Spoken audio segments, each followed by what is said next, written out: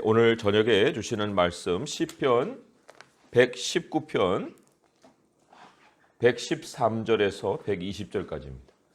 시편 119편 113절에서 120절까지 말씀 함께 읽어보도록 하겠습니다. 113절에서 120절까지입니다. 시작. 내가 두 마음은 품은 자들을 미워하고 주의 법을 사랑하나이다. 주는 나의 은신처요 방패시라. 내가 주의 말씀을 바라나이다. 너희 행악자들이여 나를 떠날지어다. 나는 내 하나님의 계명들을 지키리로다. 주의 말씀대로 나를 붙들어 살게 하시고 내 소망이 부끄럽지 않게 하소서. 나를 붙드소서. 그리하시면 내가 구원을 얻고 주의 율례들에 항상 주의하리이다. 주의 율례들에서 떠나는 자는 주께서 다 멸시하셨으니 그들의 속임수는 허무함이니이다. 주께서 세상의 모든 악인들을 찌꺼기같이 버리시니 그러므로 내가 주의 증거들을 사랑하나이다. 내 육체가 주를 두려워함으로 떨며 내가 또 주의 심판을 두려워하나이다. 아멘. 하나님 밖에 있다가 하나님께로 돌아오는 것을 우리는 회개라고 말합니다. 이게 성경이 정의하는 회개의 개념이에요. 이런 경우는 이제 두 가지가 있겠죠. 불신자였다가 하나님을 믿게 되는 거. 그리고 또 미혹을 받아서 신앙이 느슨해졌다가 이제 철저히 하나님께 헌신하는 그리스도인. 이 두 부류를 회개 속에서 생각을 해볼 수가 있습니다. 자, 이 불신자여서 하나님께 돌아오는 것은 우리가 당연히 돌아오는 거라고 얘기하겠지만 이 두 번째 경우 신앙이 느슨해졌다 하나님께 이제 헌신하는 철저히 헌신하는 이런 경우는 어릴 때 일어나는 일이에요. 신앙도 어린 시절이 있습니다. 그러니까 어린아이도 이제 부모 손 잡고 밖에 나갔다가 뭔가 이렇게 눈에 띄는 것이 있으면은 부모 손 놓고 조용히 어디로 가버리잖아요. 그래가지고 부모를 잃는 일이 생기듯이 물론 이게 자주 생기는 일은 아닙니다. 하지만 생길 수가 있어요. 그런데 이제 이거는 뭐 일생에 한두 번 있을까 말까 하는 일이고요. 그리고 난 다음에는 굉장히 큰 그 놀람도 있고 또 깨달음도 있겠죠. 그래서 부모를 절대로 놓치면 안 되겠다. 부모에 대한 인식이 철저해지고 또 집에 대한 중요성도 가지게 되고 그걸 이제 스스로 알게 됩니다.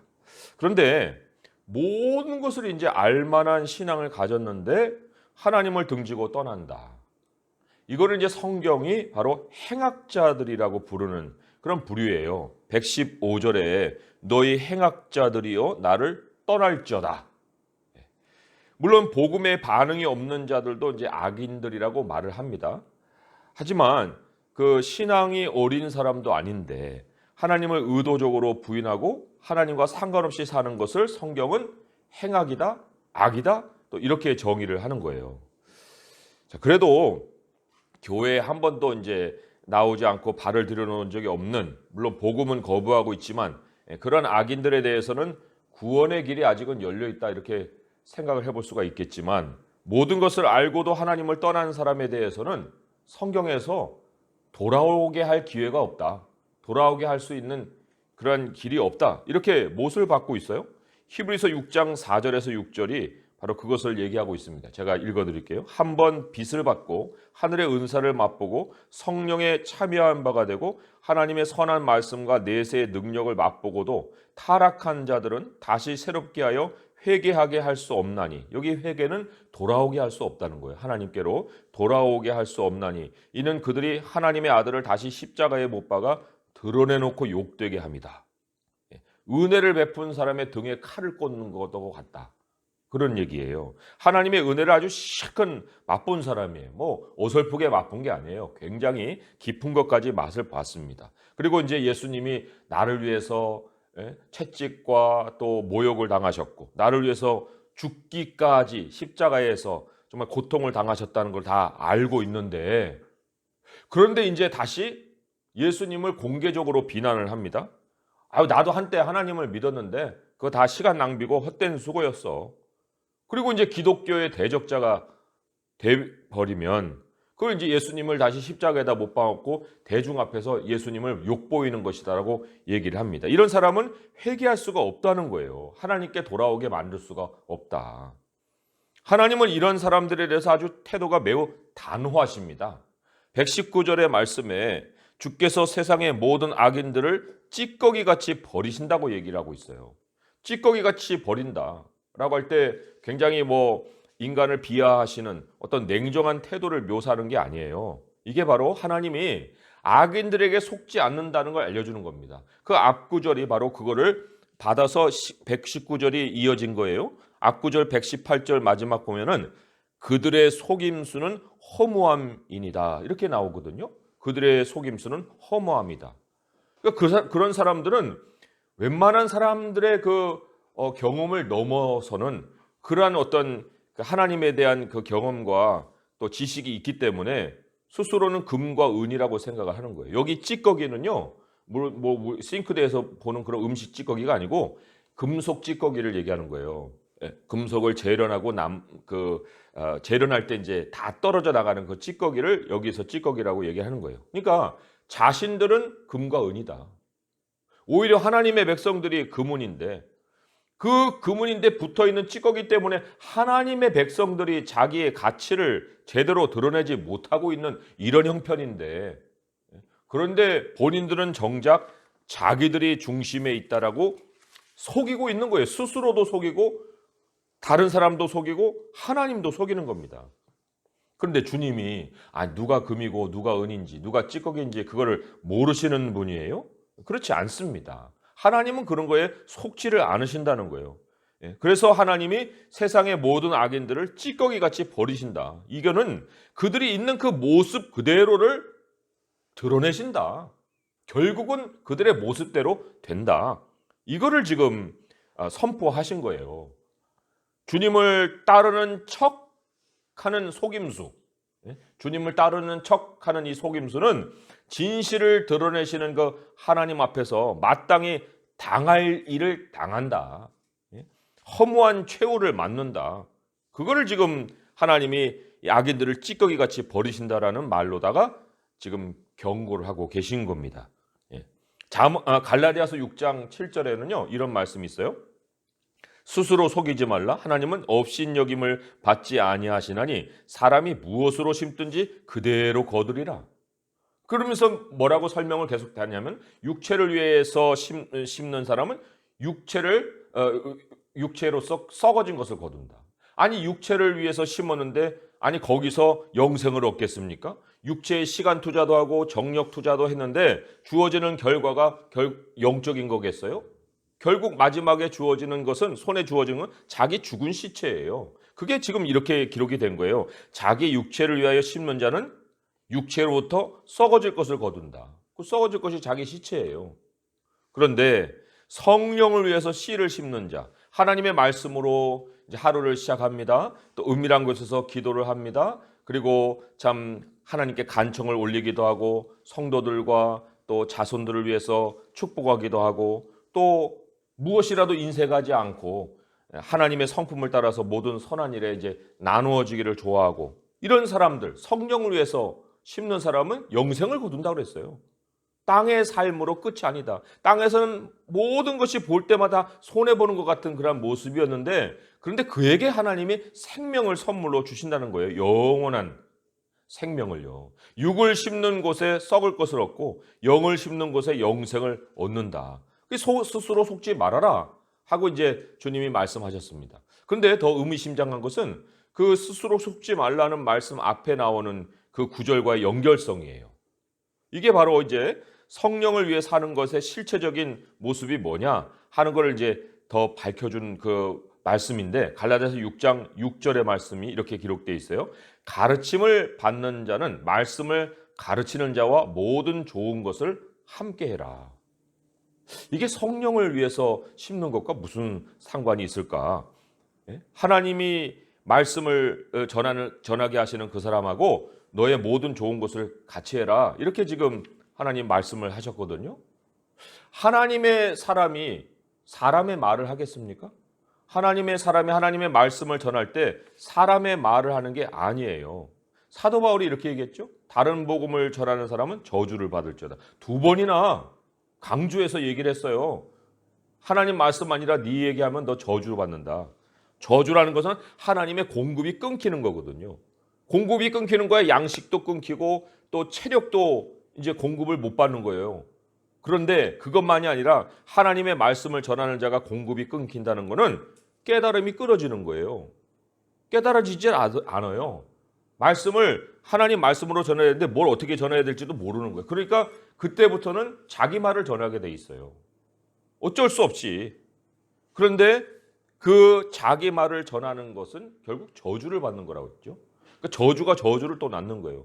영원히 마지막은 하나님께 끊어지는 결과를 낳는 것이다. 그러니까 하나님의 말씀을 사람의 말로 전하는 것은요, 이게 바로 행악이에요.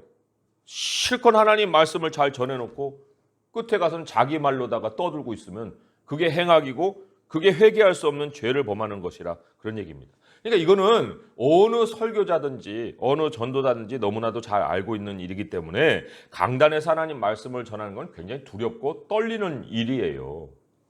그런데 가르치는 자는 이렇듯 이제 하나님 말씀을 굉장히 말씀대로 전하려고 그 노력을 기울이는데 가르침을 받는 자, 그 가르침을 받는 자가 가르치는 자와 모든 좋은 것을 함께하지 않는다. 그 이유가 어디 있을까? 모든 좋은 것을 함께 하라는데 왜 함께 하지 않을까? 모든 좋은 것이란 것은 나눔을 상징하는 말이에요. 모든 좋은 것을 나누라 함께.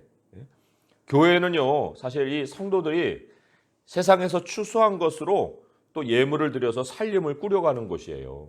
그래서 그 살림의 한 이제 부분이 또 교육자들의 삶이기도 하는데 가르치는 자는 예나 지금이나 이제 구약에서는 성전의 일부분이죠. 제사장들, 또 교회에서는 이제 신약 시대에서는 전임 사역자라고 할 수 있는데 제사장들이나 전임 사역자들이나 영리를 추구하는 사람들이 아니에요. 어디 밖에 나가서 돈 벌어올 수 있는 사람들이 아니거든요. 그러니까 그 영리를 추구하는 것이 아니라 성도들의 유익을 위해서 사역을 하는 그러한 사람들인데 만약에 가르침 받는 자가 가르치는 자와 모든 좋은 것을 나누지 않으면 교회의 살림이 어려워지는 것은 너무나도 당연한 거예요. 그러면 왜 나누지 않을까 할 때 그 배후에 우리가 이런 걸 생각을 해볼 수가 있어요. 이 113절에 이 말씀하고 이제 문제가 결부가 되어 있는 건데요. 두 마음 품는 자들 이런 말이 나와요. 두 마음 품는 자들. 말씀은 말씀대로 듣고 세상에서 사는 것은 다른 기준으로 사는 그런 사람들. 아니 어떤 남자도 자기 가정을 놔두고 딴 살림 차려갖고 거기서 재미 보면 그거 그냥 보입니까? 그냥 정상으로 보입니까? 아니잖아요. 교인들도 마찬가지예요. 교회에 나와서 신앙생활은 아주 최소한으로 하고 즐기는 건 다 밖에서 다 즐겨요. 좋은 것은 다 밖에서 다 누려요. 모든 좋은 것을 같이 나누라고 했는데 자기 혼자 세상에서 즐기는 거예요. 그러니까 교회에서는 종교성만 유지하고 세상에서는 그냥 부자 되기를 힘쓰고 자기의 그 모든 욕망을 다 쏟아내는 삶을 산다는 겁니다.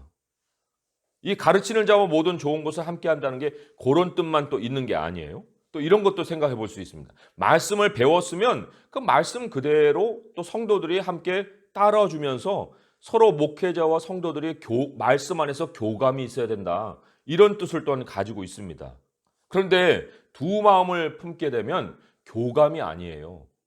이 성도들이 말씀으로 가치관이 정립되고 또 자기의 생각이 작동이 되는 것이 아니라 세상의 생각을 그대로 가져오는 거예요. 두 마음이니까. 그래서 말씀을 가르치는 자와 모든 좋은 것을 같이 하기보다 자기 권위가 강조가 돼요. 자기 생각이 강조가 됩니다. 그리고 목회자하고 대립각을 세우죠. 그리고 자기 생각과 주장으로 이제 교회의 어른이 되려고 하는 거예요. 이것도 지금 말씀을 좋은 것을 함께 하지 못하는 모습으로 우리가 의미를 생각해 볼 수 있는 겁니다. 그게 두 가지예요. 하나님의 백성이 두 마음을 품으면 교회 밖에서 딴 살림 차려놓고 교회는 인색하고 자기 스스로는 모든 좋은 것을 누리며 살기도 하고 이게 첫 번째고요. 또 한편으로는 하나님 말씀에 대립각을 세워서 자기 주장으로 교회의 머리 행세를 할 수도 있다. 이 두 가지가 이 두 마음을 품은 사람들에게 찾아볼 수 있는 그러한 태도인데 사실 이 두 마음을 가졌다는 걸 지적하는 게 굉장히 두려운 일이에요. 주저되는 일이기도 합니다. 왜냐하면 오늘날 우리 성도들, 대부분의 성도들 한번 보세요. 우리 교회만 아니고 일반의 성도들 한번 생각해 볼 때 나눔보다는요, 사생활의 영역 침해받고 싶지 않아 해요. 굉장히 그 영역에 예민합니다. 예배는 있지만 나눔이 없어요. 밖에서 어떻게 살고 있는지 몰라요, 옆 사람이. 교회에서는 보여주고 싶은 것만 보여주고 있어요. 그러니까 의외로 두 마음은 품은 사람들이 많다. 그런 사람들 앞에다 놓고 두 마음에 대한 지적을 한다는 게 그게 그 편한 일이 아닙니다. 서로가 건드리지 말아야 될 영역이 너무 많다 보니까. 아니 가족들도 나눔이 없으면요, 뭐 하나 조금 지적만 해도 방 빵 닫고 들어가 버려요. 대화가 없어요. 그런데 서로가 건드리지 말아야 될 영역이 너무 많다 보면 성도들끼리 교제도 안 되고 목회자와 성도들도 깊은 대화가 힘들어요. 적어도 하나님의 교회만큼은 한 가지 기준을 배우는 곳이어야 되잖아요. 그런데 두 기준이 공존을 하면서 누구도 거기에 대해서 건드리지 않는다? 아니 그러면 어떻게 되는 거예요? 무슨 일이 발생을 하는 거예요? 이 두 마음 두 기준을 지적하신 그 예수님의 예가 있어요. 예수님의 말씀을 한번 들어봅니다. 예수님이 하나님과 재물을 겸하여 섬길 수 없다. 이렇게 이제 긴 말씀을 전했습니다. 너희들은 하나님과 재물을 겸하여 섬길 수 없느니라. 이게 두 기준으로 살 수 없다고 말씀을 한 거거든요. 그런데 바리새인들이 그 말씀 딱 듣고 난 다음에 이렇게 반응을 했어요. 누가복음 16장 14절에 바리새인들은 돈을 좋아하는 자들이라 이 모든 것을 듣고 비웃거늘. 이게 도대체 무슨 얘기예요? 바리새인들은 돈을 좋아하는 자들이다? 이게 얼마나 두 마음이에요? 하나님과 재물을 섬길 수 없다면서 종교 지도자를 같이 거룩하게 경건하게 사는 것 같아 보이는데 그 마음을 보니까 돈을 좋아해요. 그런데 예수님이 이 사람들에 대한 이제 그 질책을 응답을 통해서 이제 그 하셨어요. 그 안에 이제 더 적나라하게 그 두 가지 기준에 대한 것을 말씀을 이렇게 하셨어요. 누가복음 16장 15절에 예수께서 이르시되 너희는 사람 앞에서 스스로 옳다 하는 자들이나 너희 마음을 하나님이 아시나니 사람 중에서 높임을 받는 그것은 하나님 앞에서 미움을 받는 것이니라. 바리새인들은 하나님의 법을 따른다고 했는데 실상을 보니까 스스로 옳다 하는 것을 따르고 살고 있어요. 그 중에서 대표적인 것이 지금 돈을 사랑한다 했으니 돈을 우선해 두고 또 하나는 사람 중에서 높임을 받는 거예요. 세상 사람들 치고 이 두 가지 추구하지 않는 사람 누가 있어요? 돈 사랑하고 다른 사람에게 인정받고 높임받고? 아니 세상은 그렇다 해요. 하지만 그리스도인들은 아니어야 되잖아요. 그런데 이 지적을 누가 받았어요? 그 당시 종교 지도자들이 받았단 말이에요. 예수님이 분명히 말씀하셨죠. 사람 중에 높임받는 것은 하나님께 미움받는 것이라고. 하나님께 미움받는 것이라고. 이게 엄중한 말 아니에요? 아니 하나님께 미움을 받는다고 했는데 막상 사람에게 높임받을 수 있는 그런 환경이 주어지고 기회가 주어지면요. 의도적으로 자기가 어디 숨고 낮아지려고 하는 사람이 얼마나 있습니까? 우리가 삶을 오직 이 하나의 기준, 하나님의 말씀이라는 것으로 기준을 삼고 살지 않으면요. 출발은 굉장히 겸손할 수 있어요. 어떤 사람이든지 출발은 안 가지고 출발하잖아요. 낮은 자리에서. 출발 단계에서 겸손하지 않은 것은 이상한 거예요. 다 거기에는 겸손해요. 그런데 하나님 말씀으로 하나의 기준으로 끝까지 살지 않으면요. 끝은 오만을 떨다가 죽을 수 있는 거예요. 그래서 우리 그리스도인은요. 현재 유익이 뭐냐 이걸 쫓아다닐 것이 아니라 끝을 알고 행동해야 됩니다. 오늘 말씀 120절에 내 육체가 주를 두려워함으로 떨며 내가 또 주의 심판을 두려워하나이다. 이렇게 말씀했어요. 마지막을 생각하고서 현재를 행동한다. 그런 뜻을 갖고 있는 겁니다. 하나님은 우리를 행위대로 심판한다고 그랬습니다. 계시록 20장 13절에요. 각 사람이 자기 행위대로 심판을 받을 것이다 그랬어요.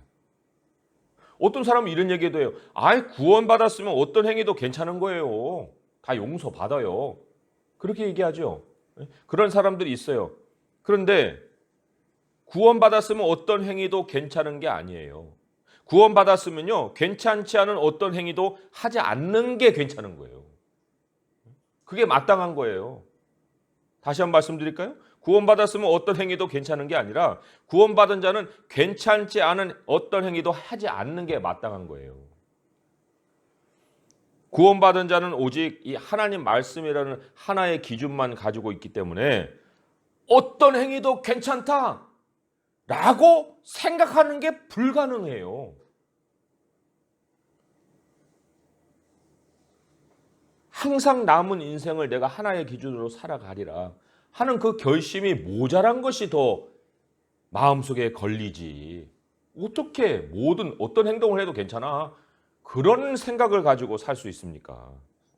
그래서 우리가 남은 인생을 한 가지 이 한 마음으로 하나님의 말씀으로 살기 위해서는 세 가지 분명한 태도가 필요합니다. 오늘 이제 그거를 소개를 해드릴게요. 첫째는 113절, 114절의 말씀이에요. 제가 먼저 요약을 해드리고 이 말씀을 읽어보겠습니다. 이게 무슨 뜻이냐면 두 기준으로 사람들과 어울리기보다 하나님의 법을 따르면서 외로워지기를 선택해야 돼요. 한번 113절, 114절을 읽어볼까요? 시작. 내가 두 마음 품은 자들을 미워하고 주의 법을 사랑하나이다. 주는 나의 은신처요 방패시라. 내가 주의 말씀을 바라나이다. 두 기준으로 사람들과 어울리기보다 하나님의 법을 따르며 외로워지기를 선택해야 된다. 여기서 미움과 사랑은 감정이 아닙니다. 우선순위예요. 두 기준을 갖잖아요? 그러면은 인간관계를 넓힐 수 있어요. 아, 이래도 좋고 저래도 좋은데 이런 사람도 만나고 저런 사람도 만나는 거 아니에요? 근데 인간관계는 넓혀질 수 있는데 하나님의 법을 버려야 돼요. 하나님의 법을 버리는 것은 죽음이에요. 인간관계가 출세의 지름길 같죠? 그런데 하나님 말씀을 다른 것과 종합해 보면은 이 114절처럼 하나님 안에 숨는 것이 형통의 길이에요. 하나님을 은신처로 삼고 하나님을 방패로 삼는 거, 그게 형통의 지름길입니다. 그러니까 우리가 두 기준을 단호히 거절하고 주님 안으로 돌아와야 해요. 그리고 주님께 기도해야 됩니다. 물론 이것은 혼자서 선택하는 조용한 결정일 수가 있습니다. 그렇잖아요? 누구에게 얘기한 게 아니에요. 내가 두 마음 품은 자를 미워하고 주의 법을 사랑합니다. 주는 내 은신처요 방패고요. 내가 주님의 말씀을 바랍니다. 하고 이제 믿음의 결심을 하는 거예요. 그게 첫 번째 우리가 한 마음으로 살기 위해서 가져야 될 태도인데, 그런데 115절을 보면은 더 적극적으로 한 단계 더 나가는 태도가 있습니다. 115절을 제가 읽어볼게요. 너희 행악자들이여 나를 떠날지어다. 나는 내 하나님의 계명들을 지키리로다. 이거는 이제 행악자들이 와갖고 야 같이 가자. 그거 뭐 교회 왜 가? 그냥 오늘 놀러 가는 거야. 뭐 이렇게 이제 뭐 그런 정도는 약과고요. 굉장히 그 사악한 일에도 그 같이 이렇게 동참하려고 하는 그런 제안들도 많이 생길 수가 있어요. 그런데 그게 협박일 수도 있고 그게 뭐 타협을 종용하는 것일 수도 있고 한데 115절에 단호하게 행악자들 향해서 나를 떠나라 이렇게 지금 선포를 하고 있습니다. 물론 이게 기도의 자리에서의 선포일 수도 있어요. 그런데 중요한 것은 내가 먼저 도망치지 않는다는 겁니다. 하나님의 말씀을 지키는 것이 옳으면 아니 이것 말고 어디 가서 살아요? 어디 가서 다른 행동을 하며 삽니까? 어떤 자리로 옮겨간다는 거예요? 하나님이 자리를 옮겨주시기까지는 내가 스스로 내 삶을 포기하지 않는 거예요.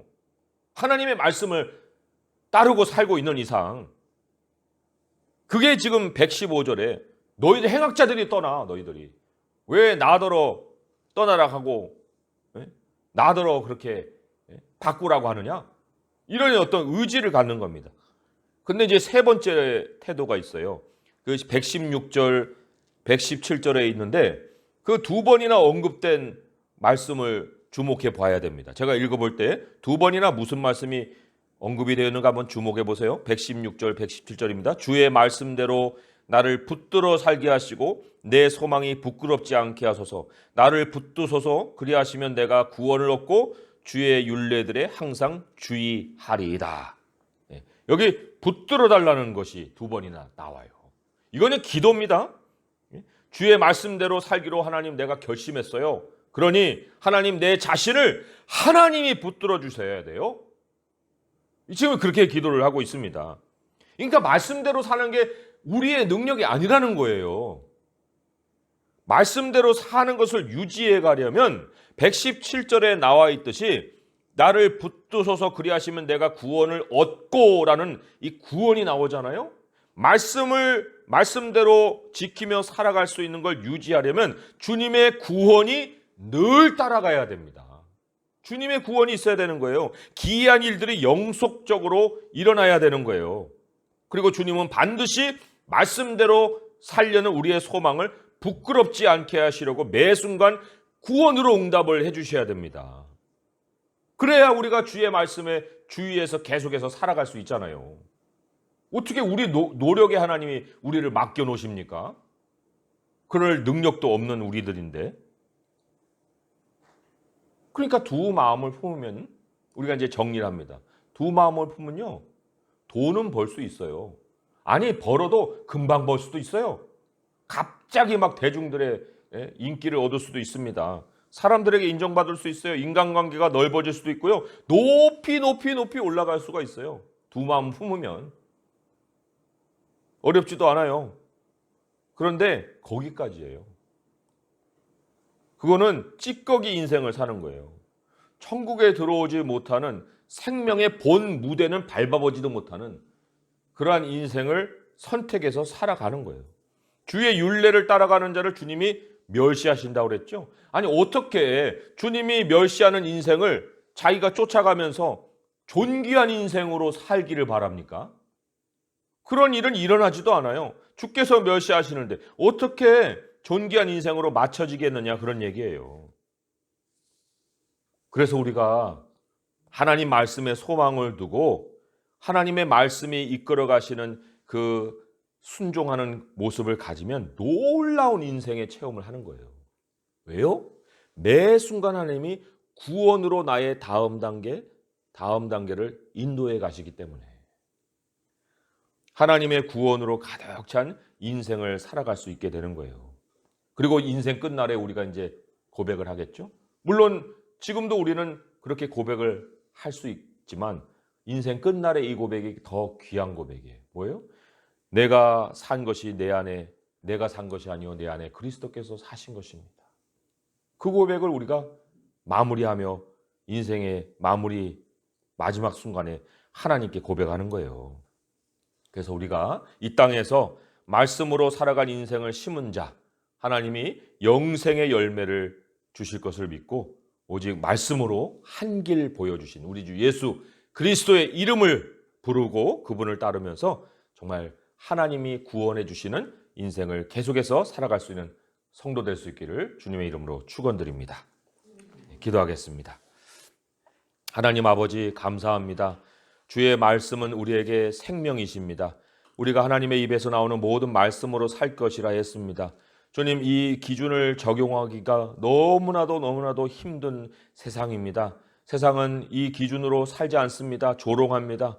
그러나 하나님, 우리에게는 말씀도 있고 주님의 구원의 손길도 있습니다.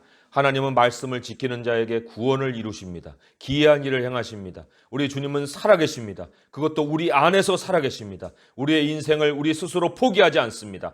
행악자들이 떠날 것이지 우리가 주님을 떠나겠나이까. 아버지요, 오늘 우리가 주님 앞에 우리 자신을 돌아보고 기도하며 우리 하나님이 주시는 말씀을 회복하고 다시금 그 길 안으로 우리의 온전한 모습을 돌이켜 가지고 올 수 있게 하여 주옵소서. 아버지 하나님, 혼신을 다하여서 온 마음을 다하여서 주님을 사랑하고 또 하나님이 맡긴 사람들을 사랑하고 교회를 사랑하고 우리의 전 인생을 나누며 살아갈 수 있는 저희가 되게 하여 주옵소서. 예수님의 이름으로 감사하며 기도합니다. 아멘.